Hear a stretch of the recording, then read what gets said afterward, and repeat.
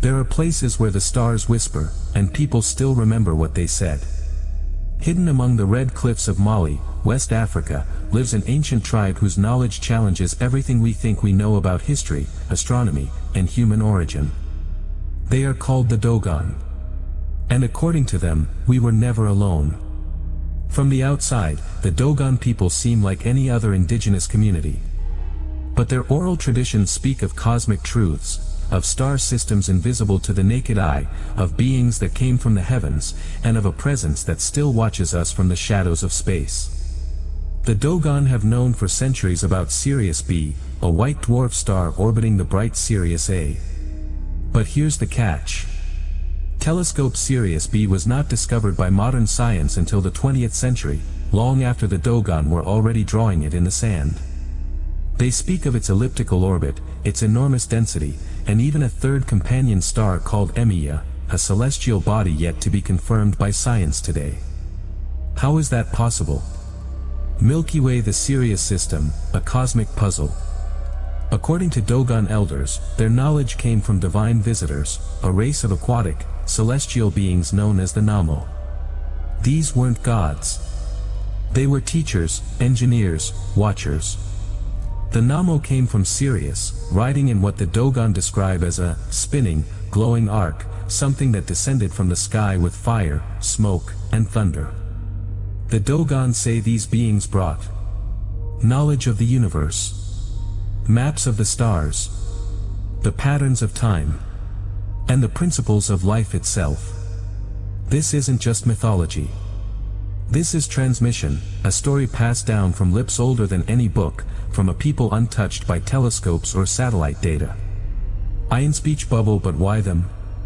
Why would celestial beings choose a remote African tribe to gift such cosmic information? Is it possible that ancient civilizations across the world were visited by the same entities, only remembered in different names? What if the Dogon simply remembered better? In the 1930s, French anthropologists Marcel Griaule and Germaine Dieterlen traveled to Mali for a standard ethnographic study. What they discovered left the academic world in stunned silence. Dogon elders described the Sirius star system with uncanny precision. And they claimed this knowledge came from the Nommo, beings from beyond the stars. As Griaule dug deeper, one elder, a spiritual leader named Ogotemeli, began to reveal details that would shake the foundation of scientific understanding.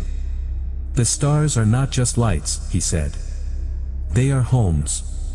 And one of them sent someone, long ago. Not all knowledge is meant to be shared. Some truths demand a price, and some prices are paid in silence. In the sacred carvings along Mali's Bandiagra cliffs, one figure appears again and again, tall, wide-eyed, cloaked in scales like a fish. The Dogon call him Nommo. But Nommo is not a god. He is a warning. Waterwave Nommo, the drowned messenger.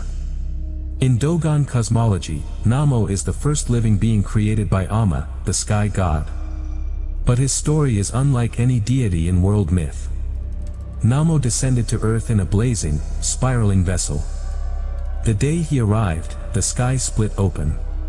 Thunder roared. Torrential rains followed. Nommo plunged into the waters of the earth, and then, in a ritual older than memory, tore his own body apart, sacrificing himself. His flesh, according to Dogon priests, was scattered to restore balance to the universe. Symbolic? Maybe. But some researchers believe it's something else entirely. A coded description of genetic engineering. DNA, a message hidden in flesh.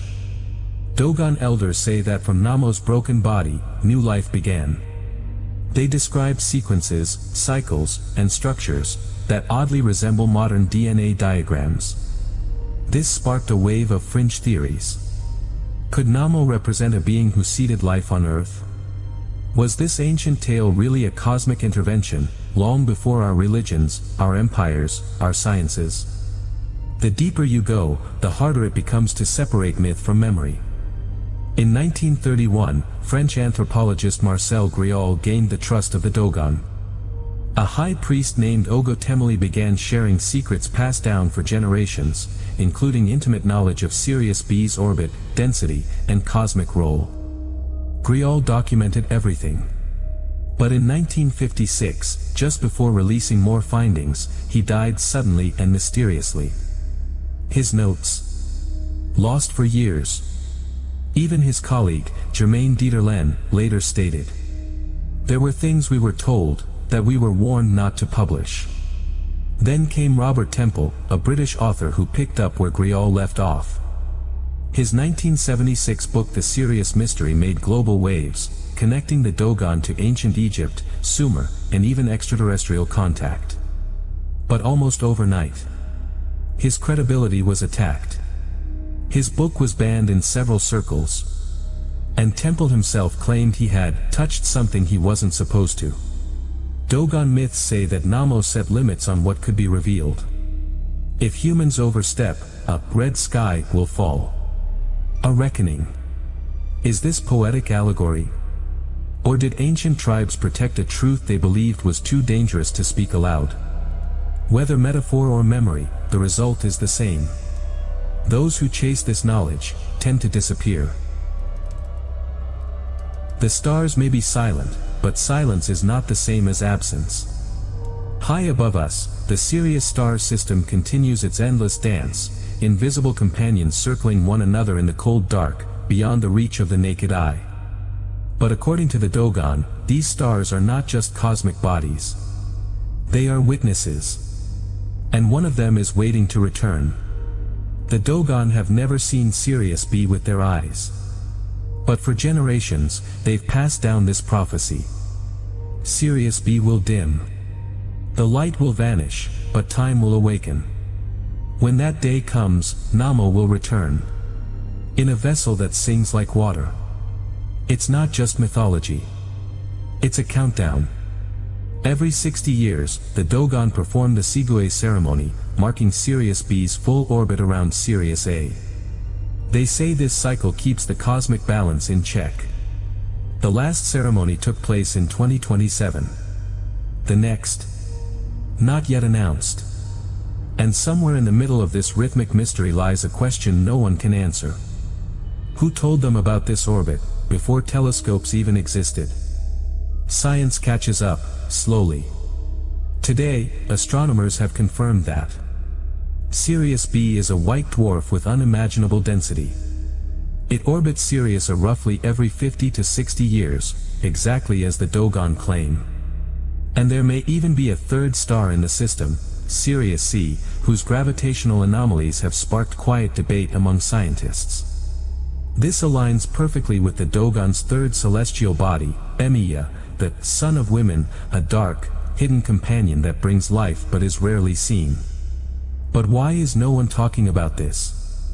Why are Dogon teachings dismissed as lucky guesses? What if they're not lucky? What if they're survivors of a message we've chosen to forget? In Speech Bubble, the living memory of Nommo. Some researchers believe Nommo was more than a myth, a living archetype, a genetic architect who altered life on Earth. A being who brought structure, order, and maybe even awareness. In Dogon rituals, Nommo is not dead. He is sleeping, waiting for the right alignment to return. Every mask carved, every sand drawing, every whispered hymn in the Dogon tongue, keeps that memory alive. A memory that stretches not across centuries, but across stars. From Grial's mysterious death to the buried data in academic archives. From Temple's public shaming to NASA's quiet observations of Sirius anomalies. The deeper we dig, the quieter things get. Whether it's by fear, design, or divine timing.